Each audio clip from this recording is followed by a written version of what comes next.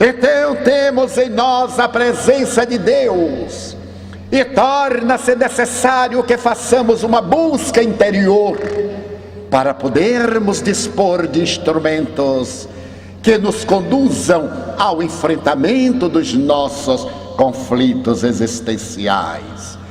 O espírito Joana de Ângeles, analisando a problemática dos conflitos de natureza existencial, apoia a proposta da ciência médica na área das doutrinas psicológicas, quando diz que eles têm uma psicogênese de natureza interna ou endógena, a hereditariedade, as enfermidades infecto-contagiosas, as sequelas das enfermidades infecto-contagiosas, mas também aquela psicogênese de natureza externa ou exógena, os fatores psicossociais, socioeconômicos, as perdas que Freud denominava responsáveis por muitos transtornos de conduta, particularmente na depressão, a perda do emprego, a perda de um relacionamento, a perda de uma importância, a perda de um objeto de estimação, a perda de um ser querido pela morte. E não concordamos com Freud nesse detalhe, porque não perdemos pessoas. Pessoas morrem, desencarnam, falecem. Habitualmente, essa noção de perda, no sentido de desaparecimento, está tão embutida em nós, que no atavismo, quando desencarna alguém, do nosso relacionamento ou não, costumamos usar o verbo perder. Não poucas vezes pessoas me dizem: seu Divaldo, eu perdi um filho. E eu pergunto jovialmente: aonde? Não, ele morreu. Eu digo: então é outra coisa. Perdem-se guarda-chuvas, perdem-se bolsas, objetos.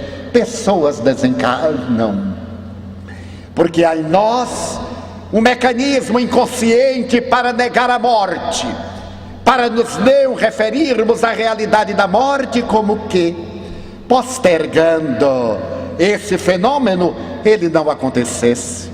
A doutora Elizabeth Kübler-Ross, que fundou a ciência da tanatologia e estudou a morte de pacientes terminais por mais de 40 anos, deixando-nos um legado notável a respeito da sobrevivência, na condição de psiquiatra que era materialista, diante de cujos fenômenos da imortalidade ela mudou de opinião, deixando obras fantásticas a respeito da sobrevivência. Dizia que a cultura moderna detesta a morte, e a melhor maneira que tem para poder fugir da morte é negá-la, olvidando-se de que em cada minuto de vida biológica de um ser humano morrem, cada segundo, morrem 30 milhões de hemácias. O fenômeno da morte é tão natural porque é um fenômeno de renascer. Em cada 15 minutos, uma sétima parte do nosso corpo cede lugar a células novas, e em cada 7 anos aproximadamente, nosso organismo é inteiramente novo, com exceção dos neurônios cerebrais, que segundo as academias tradicionais não se renovam. Quando morrem, não são substituídos.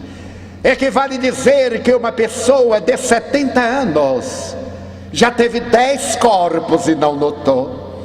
Graças a essas naturais transformações, até o momento quando advém a morte do tronco encefálico, a morte biológica que não encerra a vida, abrindo a porta do mundo espiritual para a imortalidade.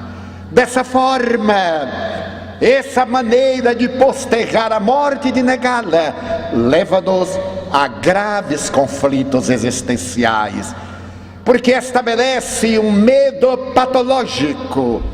Joana de Ângeles, examinando a questão, diz que o nosso medo está centrado na herança atávica do homem primitivo, quando enfrentava as forças desgovernadas da natureza.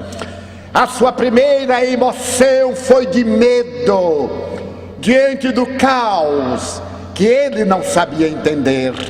E Joana de Ângeles diz que o nosso medo está relacionado a outros medos da mesma gênese. O medo da morte apresenta-se agora em 5 outros tipos de medo. O medo da velhice, porque a velhice coloca-nos muito próximos da morte. Então temos medo de envelhecer, ou detestamos o envelhecer, porque isso significa que vamos morrer logo, o que não é verdade. A ciência médica prolongou-nos a vida. Eu, por exemplo, aos 79 anos de idade, sinto-me sou perfeitamente jovem, porque temos a idade dos nossos ideais.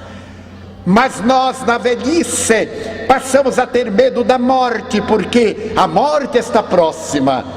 E os natimortos? E aqueles que morrem na infância, na juventude, na idade adulta?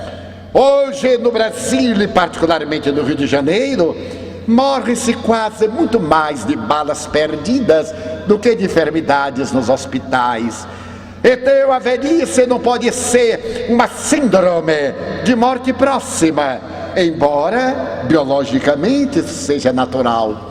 O segundo medo é o medo da doença, porque o indivíduo doente logo vai morrer, o que tampouco é verdade.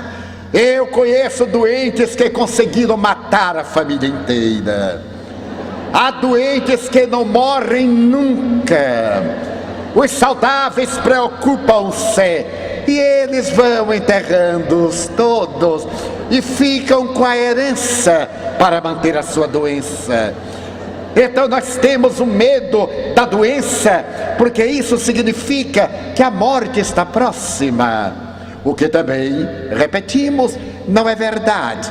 O terceiro medo é o da pobreza, porque o indivíduo pobre não tem dinheiro para comprar remédio para quando ficar rico. E qual é o indivíduo pobre que necessita de comprar remédio com os excelentes serviços do SUS? Então não deveríamos ter a preocupação em ser pobres, porque a enfermidade nos iria ceifar a vida mais rapidamente.